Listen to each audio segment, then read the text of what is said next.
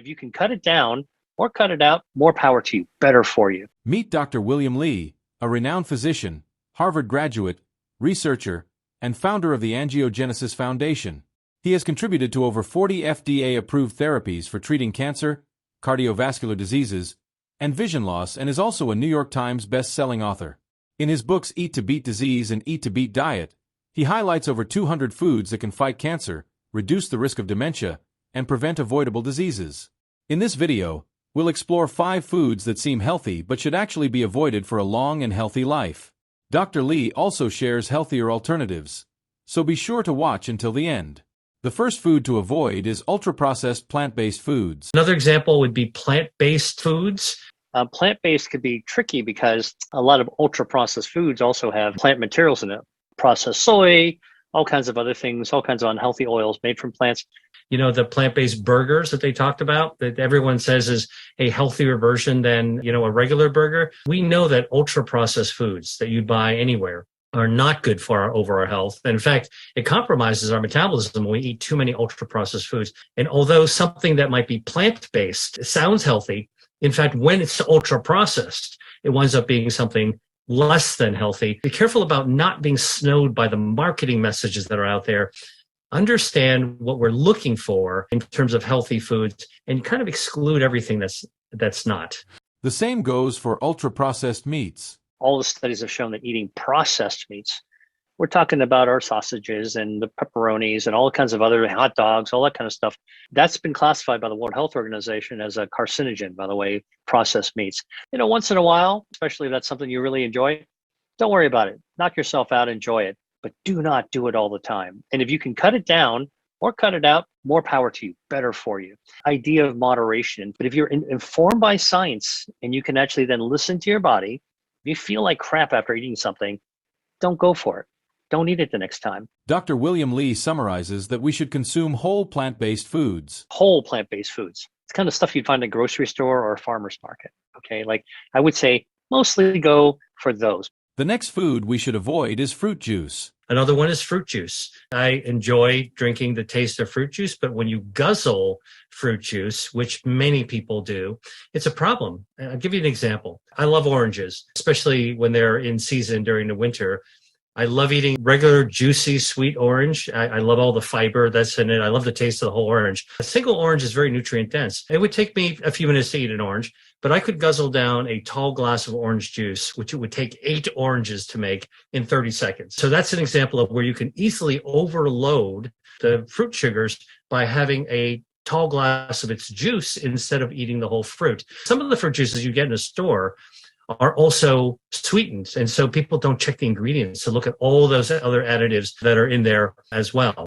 Lastly, we should avoid artificial sweeteners, such as those found in diet sodas. When we consume things like diet sodas, it's been shown now that many of those artificial sweeteners, non-nutritive sweeteners, when we consume them, alter our gut microbiome. They change the neighborhood. We know this from clinical studies because ironically, even though people drink diet sodas so they don't gain weight with sugar, ironically, many people do gain weight if they consume enough diet soda. So if you poison your gut microbiome sufficiently and you disrupt your metabolism sufficiently, even though you're having, quote, diet soda, that's just a name on the can.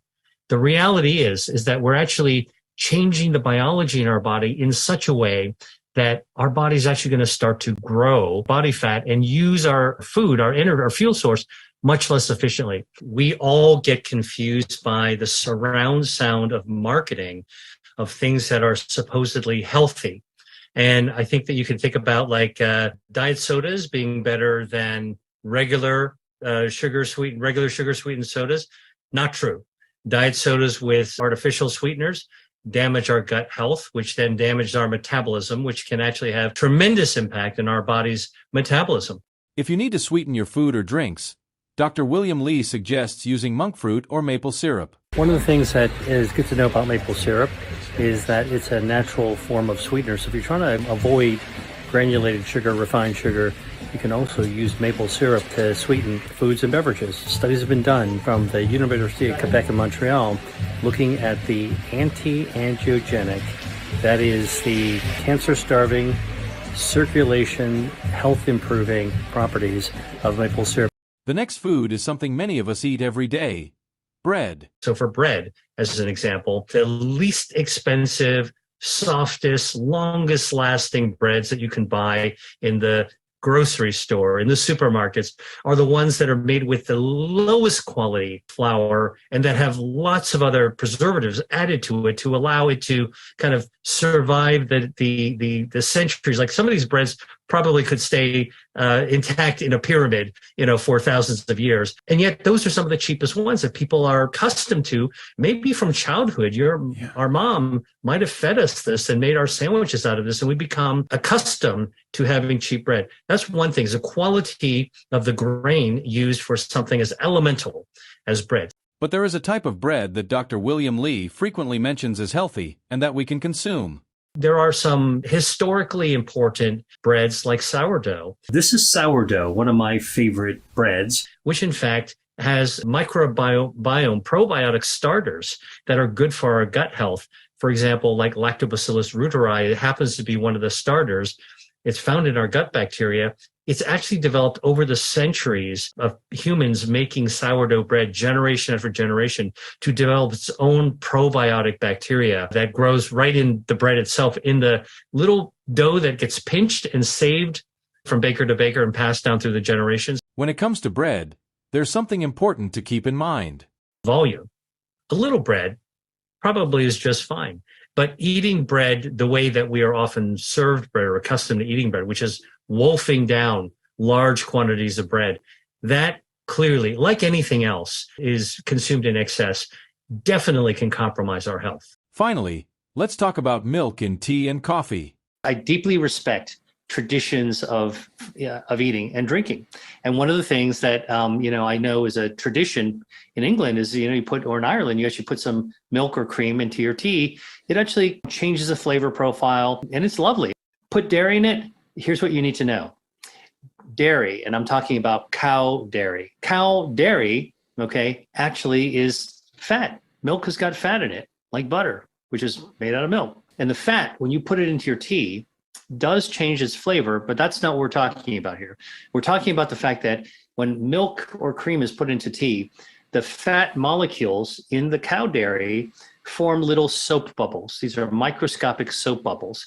They're called micelles. Fat likes to stick with fat. And so tea is mostly water. And so when you pour milk into tea, the bubbles, dairy fat sticks together and makes a little tiny soap bubble. And what does it do? Those soap bubbles trap the polyphenols from tea. It traps the catechin. So you've got some good stuff wrapped in the soap bubble of dairy. And now when you drink the tea, the catechin is trapped in the soap bubble.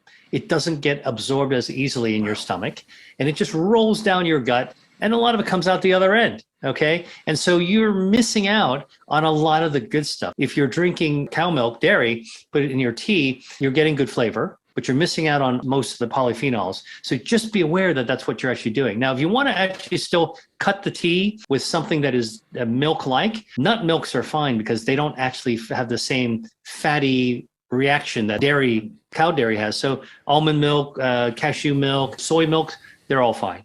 One food we all already know is harmful is alcohol. Overconsumption of alcohol can clearly interfere with your gut microbiome. Now, Dr. William Li's final thoughts on healthy eating. The science tells us that if we eat mindfully and if we make good choices and we actually think about the volume, sort of what we eat and how we eat, we can use the equipment, the hardwiring, the operating system that's in our bodies to be able to work on our behalf without going to these extreme fad interventions, fad diets. I mean, a healthy diet is something that you can actually, is sustainable. You can enjoy it. It can become second nature. If you enjoyed this content, don't forget to like the video, subscribe to the channel, and activate notifications so you don't miss anything. Leave a comment letting us know who you'd like to see featured in our future videos. See you next time.